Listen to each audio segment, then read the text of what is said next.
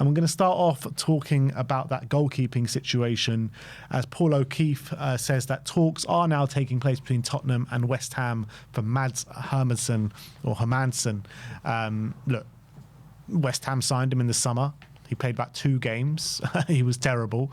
And they dropped him and went back for Areola. The new manager has come in to West Ham, and he hasn't given Hermansson a chance. He's gone straight to Areola. He was so bad, Fabianski had to come out of retirement to come back into West Ham after they released him. So, that's how bad he was. I understand the need to loan out Kinski. I completely understand that, and I back that.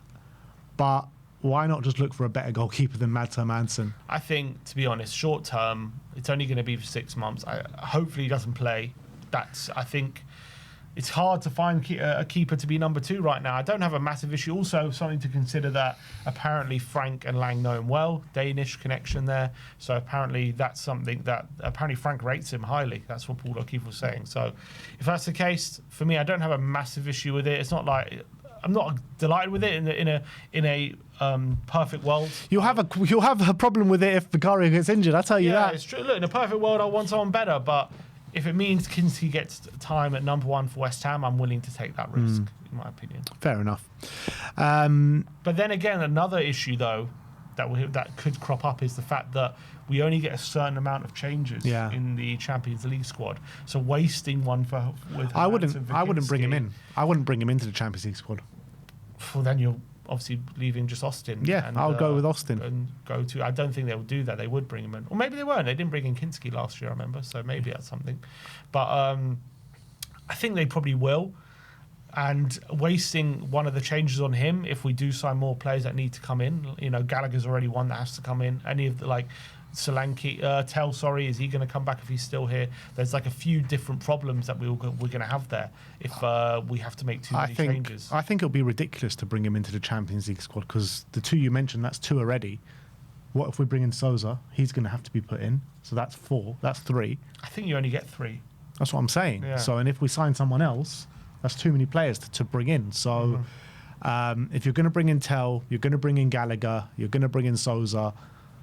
Is there any more? Bissouma potentially could be brought in as well. So that's 4 players without even the goalkeeper. So I would not. I would be massively against bringing in the goalkeeper. But then again, if the problem is if Vicario does get injured and we don't have him involved, then that means we'll only have Austin and no sub-keeper.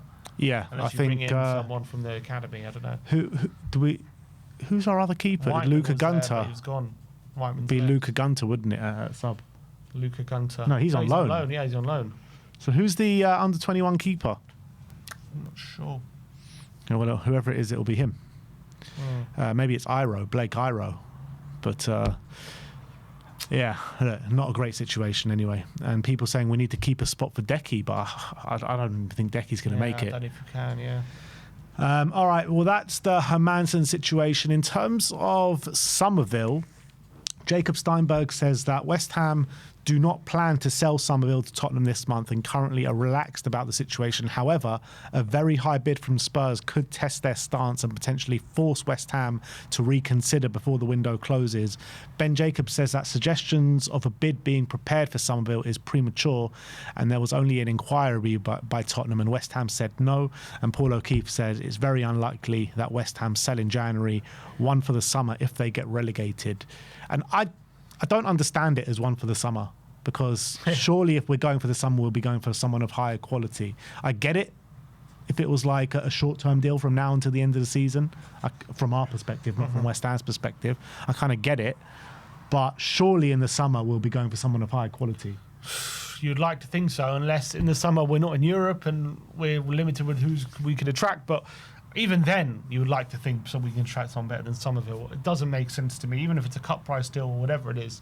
I think Sommerville, I think there is obviously a talented player in there, and he's probably underperforming to a worse standard than what he's probably capable of. And I think he's probably capable of more. But at the end of the day, this is a player who's got 2 goals in the last 2 years. In the last 18 months, sorry. Last season, he got 2 goal contributions in the whole season. This season, he's only got his first goal against us. And yes, he did look electric against us. That's true. But I wouldn't go signing him on any sort of 3-4 year deal with spending 25 million because we're just going to be stuck with him. And is he any better than Tell or Odebear? Like potentially wise anyway. Like I don't think so. It doesn't make any sense to me. But what are we doing here? We signed Kudus in the summer. We were heavily linked with Lucas Paquetá a few weeks ago. David Ornstein says that Spurs, contacted West Ham to try and get Lucas Paquetá. We're going for Sommerville. We're going for Hermansen. What are we doing here? Seriously. We're turning into West Ham. It's madness. West Ham, and this is literally the worst West Ham team we've seen in the last few years. Apparently we're desperate to join them. What is going on at this football club? Seriously. It's nuts. I don't know why we're so focused on... I guess, look, we smell blood, obviously, with West Ham. We're trying to poach some of their best players, but it's just too much. Like, just come on.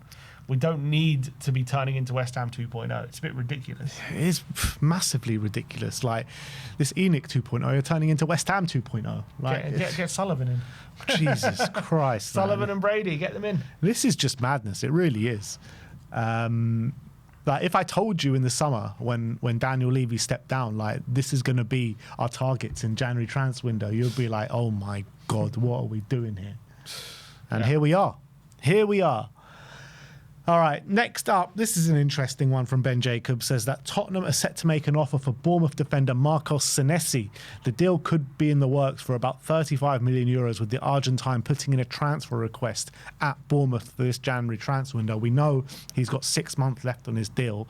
35 million euros does seem a bit steep for someone that's got 6 months left on his deal. I think he's a top quality player. I really like him, and I think he's definitely going to move up after moving to Bournemouth, after leaving Bournemouth. I would like to see him at the club, to be honest. I think he would be a nice little rotation option for Mickey van der Ven, left centre-back.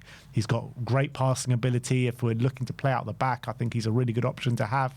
However, 35 million for 6 months left, that seems crazy to me. Yeah, but I was reading some people reporting that Ben Jacobs was reporting that he made a bid, but he actually never said that. He said it's going to be one for the summer, but...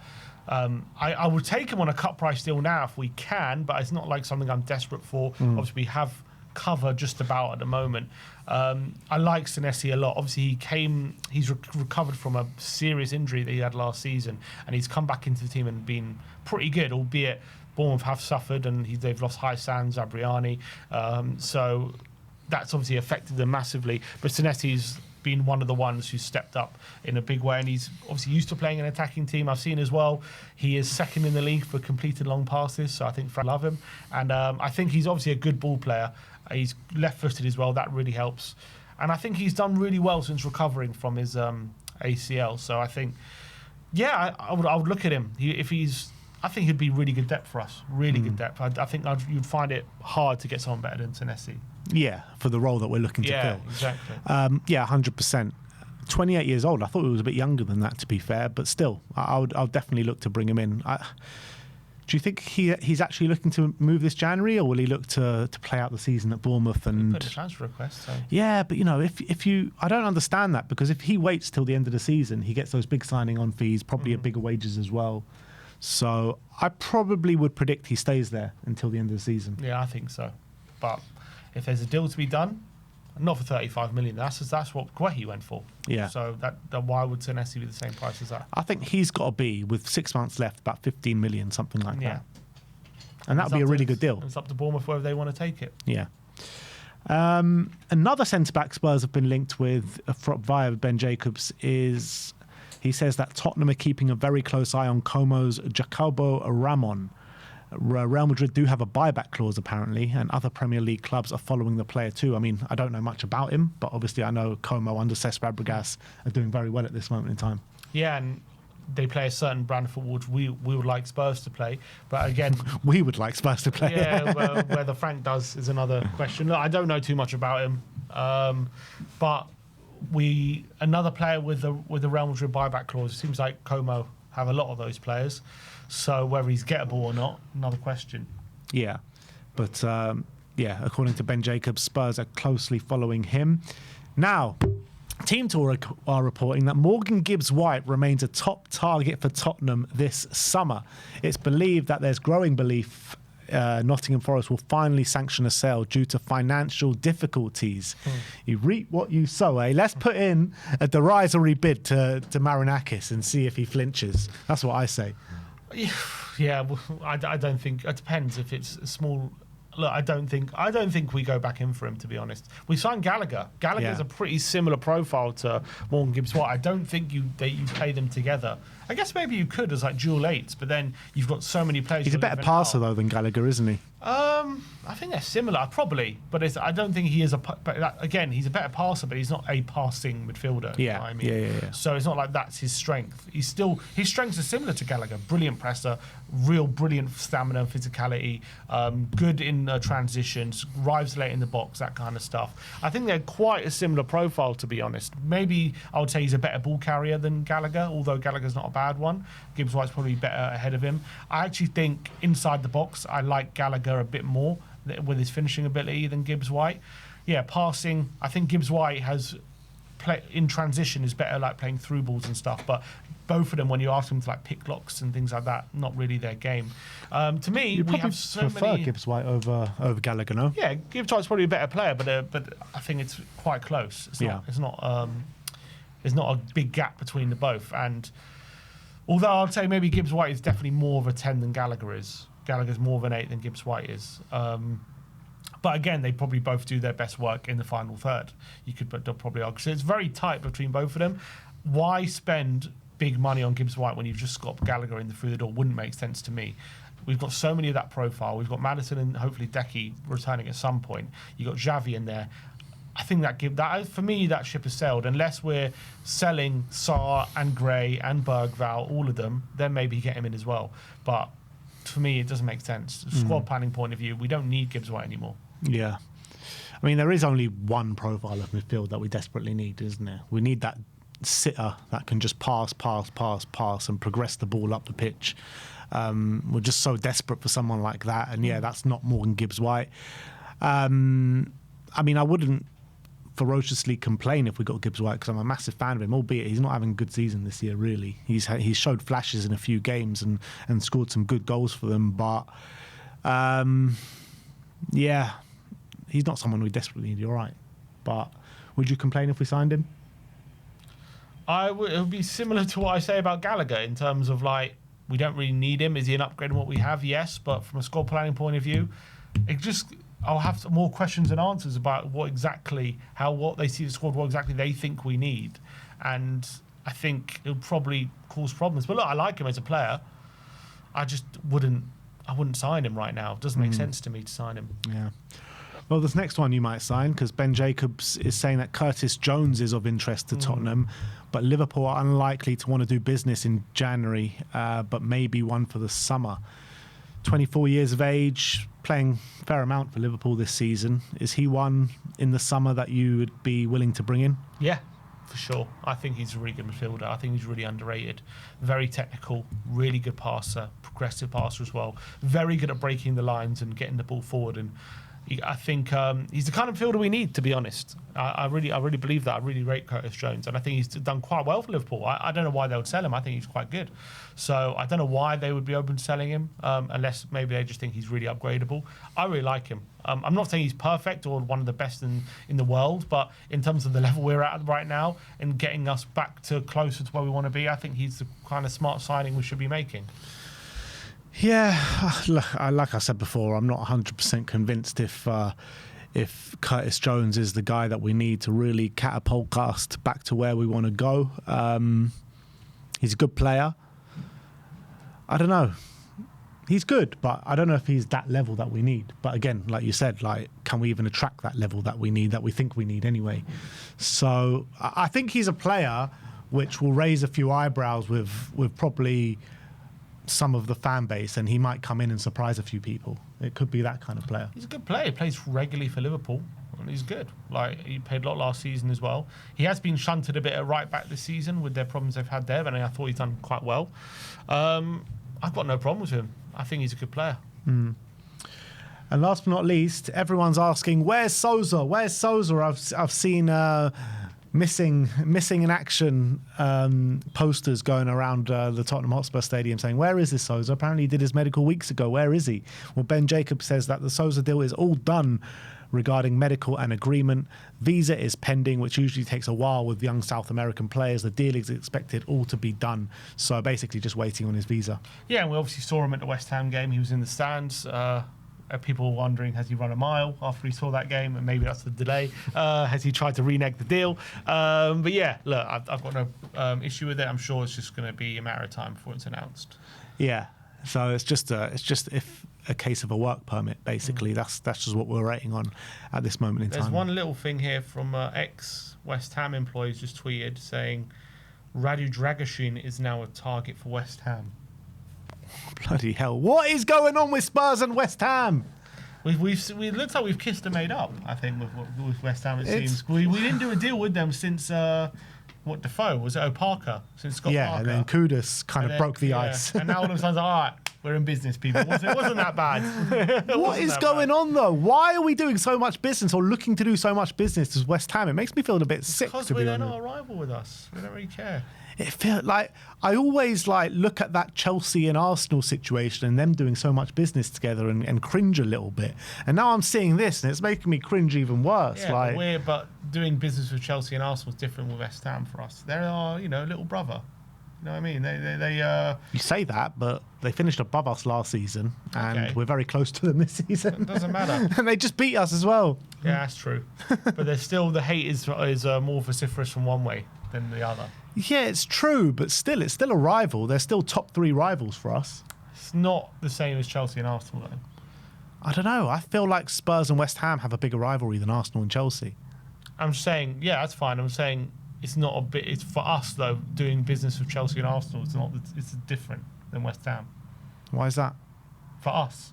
Yeah, why? Because they're much bigger rivals. Wait, who's much bigger rivals? I'm saying for us to do business with Chelsea or Arsenal. Oh, yeah, I'm not talking about that. That's what I'm saying. Yeah. I mean, we've done business with Chelsea in the past as well, but... Chelsea and Arsenal don't even date each other that much. Yeah. West Ham hate us, and we're just like an annoying fly. Piss off, trying to sting like a bee or something. I just don't like it, though. I really don't like it.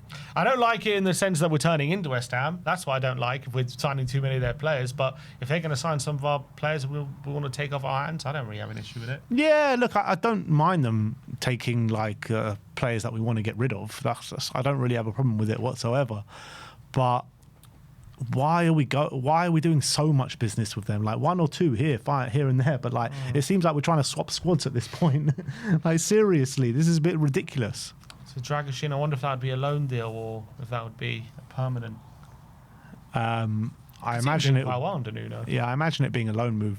Maybe a loan with an helping option. them stay up. Yeah, and that's what we're trying to do. Giving them a goalkeeper, give them a centre back. Anyone else we can give him? See, must be. Should we not get any kickback here? Nothing happening. Maybe as they did us a solid by allowing us to get Kudus, and now we're like, okay. You can have some of our sniffle friends. They did us a solid. Yeah. They didn't have to accept the deal. A lot of people saying, "Oh, West Ham can never deal with Tottenham," and they did. Apparently, they did have to accept the deal with the money that was on offer. Well, for the money, because of the financials, yeah. Yeah, I know. I'm just saying they could have waited for Chelsea or whatever. They didn't. They said, "All right, we'll deal with Tottenham." Well, I heard the situation of why they sold us Kudus at that specific time because they had something. They had a deadline to meet or something very close to the time, and the Chelsea bid never came in. That's the situation. Well, at least it seems as though that has now, as you say, broken the ice, and it seems as though opened the floodgates to deals being done left, right, and centre at the moment. Well, to be fair, nothing's actually been done. It's just just a lot of rumours. Yeah, but seems as though there's definitely who was that from? Paul O'Keefe. That was ex. Ex West Ham. Yeah. West Ham wow. employee. So still reliable people. Yeah. I'm not saying it's not true. I'm just saying nothing's been done yet. Yeah. So anyway, that is your Tottenham update. Spurs have definitely kissed and made up with West Ham, it seems, and doing a lot of negotiating together, that's for sure. So we'll see what happens, and obviously we'll bring you the news first here on We Are Tottenham TV.